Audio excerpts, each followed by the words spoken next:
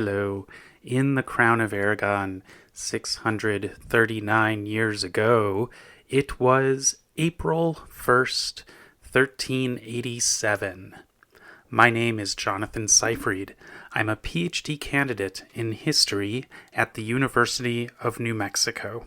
And this is the Historian's Notebook, a podcast about how history gets made. Season 1 is titled Multcara Companiona. We're looking at a document from each day of the first year of the reign of King Joan I of Aragon and Queen Violante de Bar. Let's begin today's document.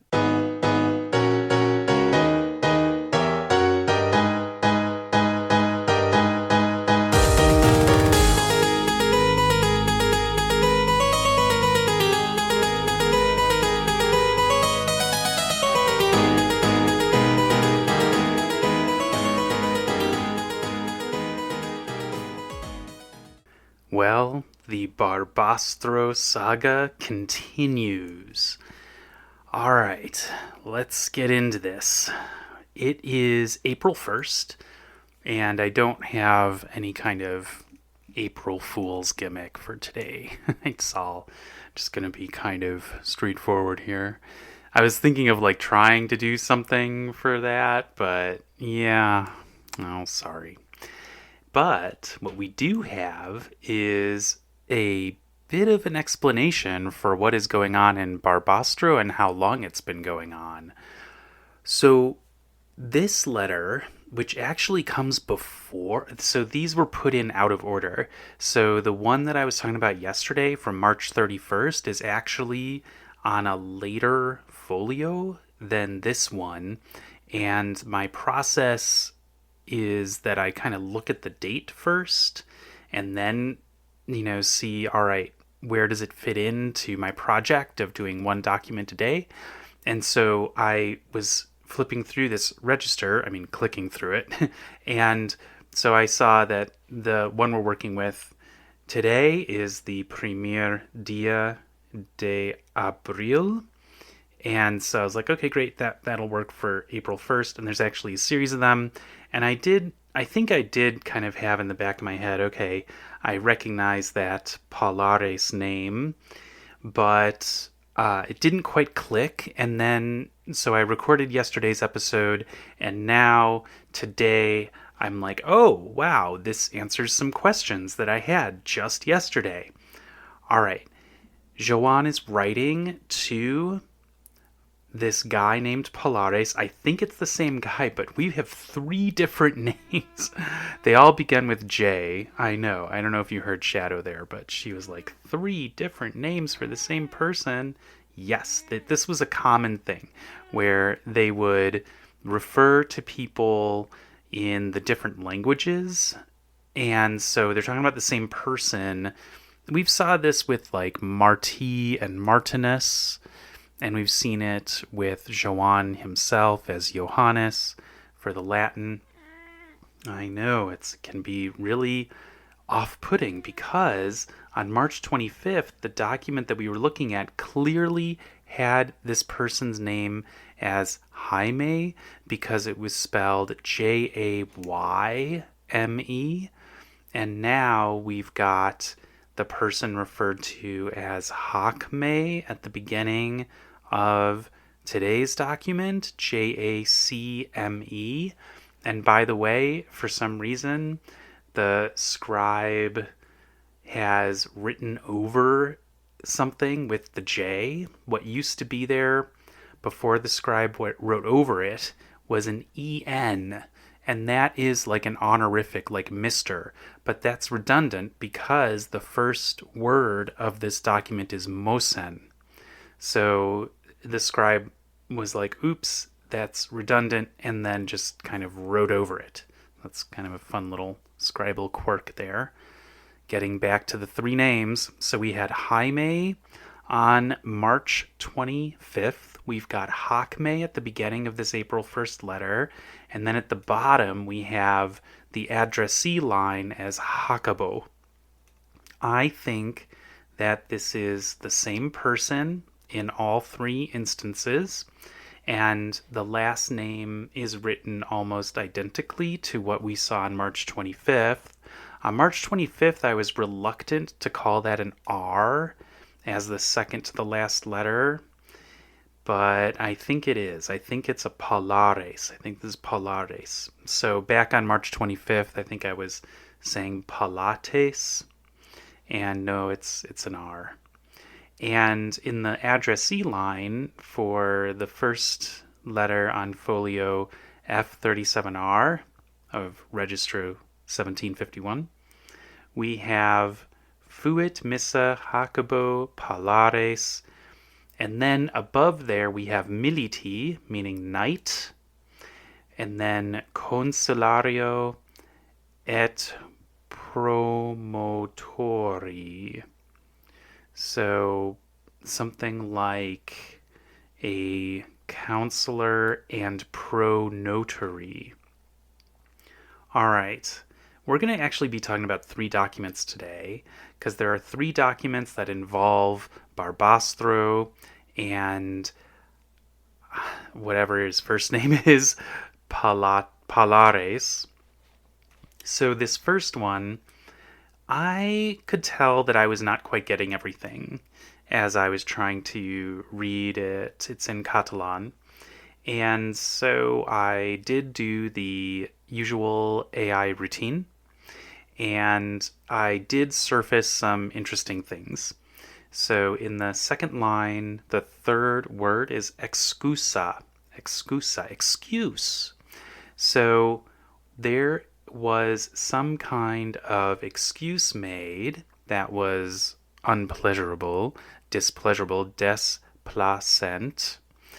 And the excuse was made, and I think what we have here is like a pluperfect tense. It was made, it's saying like it had been made in Saragossa. And then now we're on the third line, per los mensajes, by the messengers de Barbastre, of Barbastro. So there was some kind of displeasing excuse produced by the messengers from Barbastro, and I think that is what set this off. So I'm struggling to figure out what exactly the displeasing message was, because some of the vocab at the end of line 3 and into line 4 has been a struggle, and it has to do with a little 2-letter word. So on line 4, 3 words in, we have what looks like D-O. And the LLMs, well, it was really Claude, came up with the idea that D-O is actually a variation on the word for gift. So donar is the verb to give. If we are talking about a dowry, it is D-O-T, dot. And I think this is D-O because if you look a little bit further along in the line, there's a new sentence. We have a retordans, and that is pretty clearly R-E-T-O-R-D-A-N-S. And then we've got comb, and the O's in comb and retordans, they are paleographically extremely similar to the O that comes after the D earlier in the line for the word dough. The word that comes after dough is very difficult to figure out. It's got some minims that are hard to parse. And so I'm not going to go any further with that because Claude had an idea about it, but I'm not quite sure if that's correct and worth spending time on. Suffice it to say that if this is the word dough and it refers to some kind of gift, Then we're connecting into something that affected Joan in his ability to collect money in terms of taxation from Barbastro. And that might have been the way that the problems in Barbastro originally surfaced. And then he sent Jaime or Jacobo Palares to Barbastro to investigate, and that happened on March 25th. And now we're getting more details on April 1st after he has castigated the governor of Aragon again about this issue, after he had done the severe castigation of the governor about a different issue earlier in March. And so now he's brought in Palares. I'm just going to go with Jaime Palares, and said, you need to talk to the Jurats and the Prohomes of Barbastro, and you need to ensure that they're going to work out their issues, and that's kind of what the rest of the letter says in general terms. So Joan is really marshaling a lot of people to deal with whatever has been going on in Barbastro. And it's a little weird to me because from what I've read, Barbastro is not that large of a place. And so it's like there's more effort being put in here with Barbastro than it seems has been put into places that are much larger, like Valencia. But maybe it's that in Valencia there's already loyal people there that Joan can count on to solve problems, but in Aragon it's a mess because that governor does a very bad job. That's my guess. I know, Shadow is maybe agreeing with that? Not sure. All right, let's talk about what Joan then writes to the Hombres Buenos of Barbastro, because that is the letter that is on the bottom half of the same folio. And what Joan writes is that you all better cooperate with Mosen Jaime Palares, who I am sending, and you better listen to him. Now, what's really funny is that here we have a confirmation of all these spellings of the same guy, because in line 3 we have at the beginning Mosen Jaime, and then in line 4, at the end of line 4, we have Dito, the said Mosen Jaime with a Y. So it's like even in the same letter, we're not going to be consistent about this person that we're talking about. So maybe Joan is like, well, I don't know. Maybe he'll introduce himself as Jaime. Maybe he'll introduce himself as Jaime. And so, I'm just going to put both in there to make it easier for him. All right. Well, I don't know. Maybe they just liked to have variety this was a multilingual society. Multilingual, constantly. And I think we see a reflection of that in the way that this name is being rendered. Okay, this is a short letter. It's only about 10 lines long. It's very general. It basically says, you just better do what he says. You better do what Jaime Palares says, and I'm watching.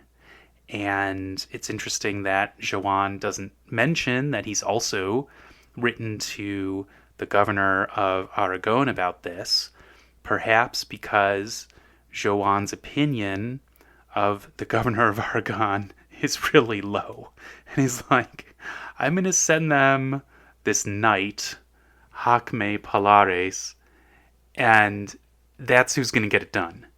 And I'm just going to complain to the governor of Aragon because I don't like that man.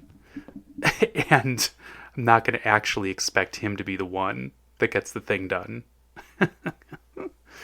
My goodness. I feel like it's some weird, like, episode of The Office. What's going on between Joan and the governor of Aragon. All right.